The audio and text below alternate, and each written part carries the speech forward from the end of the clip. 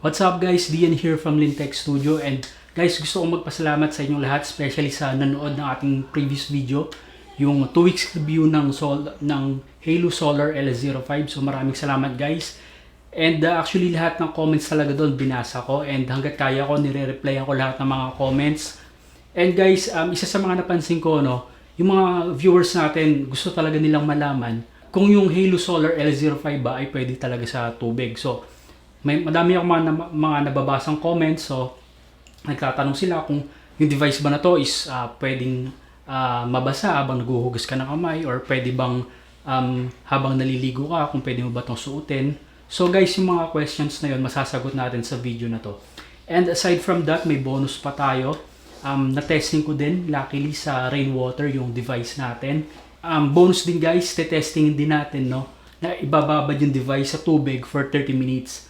So, parang gagawin lang natin, isa-simulate natin since hindi talaga natin matetesting yung device ngayon sa dagat, underwater. Since alam niyo naman, until now, lockdown pa rin, especially dito sa Metro Manila. So, kaya yun, ang gagawin ko lang for now is ibababad yung device sa tubig for 30 minutes. And hopefully, makasurvive dahil nanghinayang din ako kung masira yung device ko. Okay yun guys, bali yung Haylou Solar LS05 ay may IP68 rating. So ibig sabihin ito ay water and dust proof. So ibig sabihin, pwede mo gamitin yung device underwater for 30 minutes na ang lalim is hanggang 1.5 meter. So yun yung IP68 rating.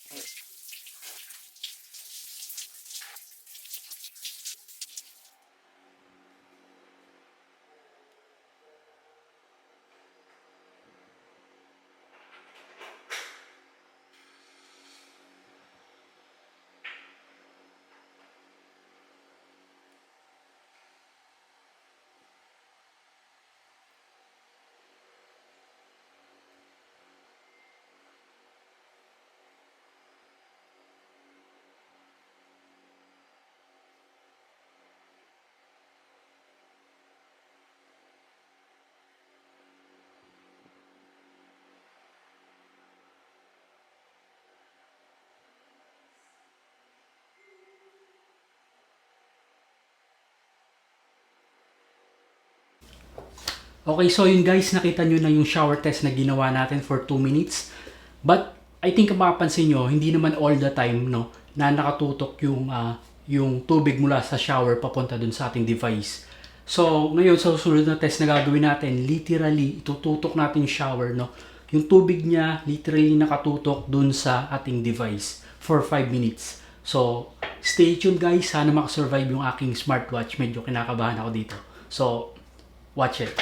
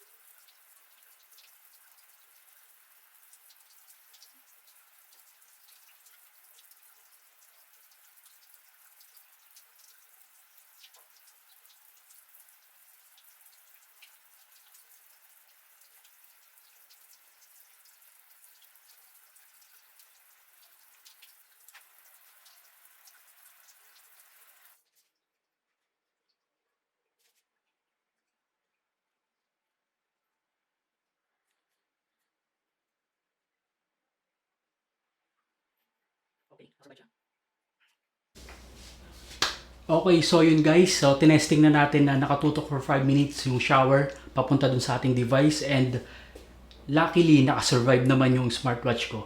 And kung napansin nyo medyo parang sluggish no kapag ina-navigate or sa swipe natin yung yung device, which is normal yun guys, no, wag kayong magalala. Kapag talaga basa yung device natin, medyo mahirap talaga na i-navigate. So gagawin nyo lang, pupunasan nyo lang, no, kagaya ng ginawa ko, and then after that, okay na ulit yung device nyo. So yun, base yun sa experience ko ha. Okay, so yun guys, stay tuned kayo dahil next na ipapakita ko naman is kung paano ko na-testing yung smartwatch sa rainwater. Okay? So stay tuned at panoorin nyo to.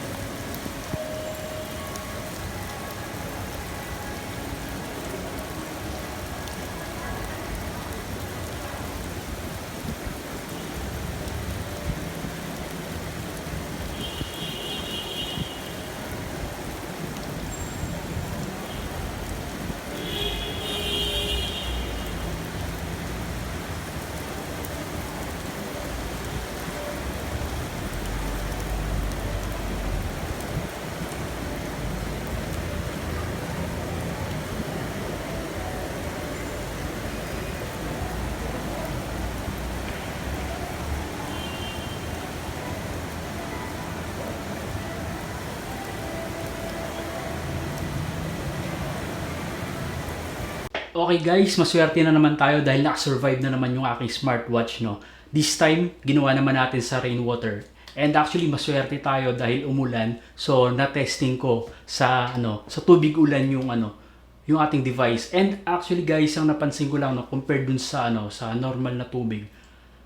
Yung rainwater kapag nababasa niya yung device, napansin ko pag dinanavigate nyo or pag ninanavigate ko, totally nahihirapan ako na na i-swipe siya, and parang nagkakaproblema dun sa kanyang user interface kung napansin nyo dun sa video natin, no, nung ninanavigate ko siya nung totally basa siya ng rainwater.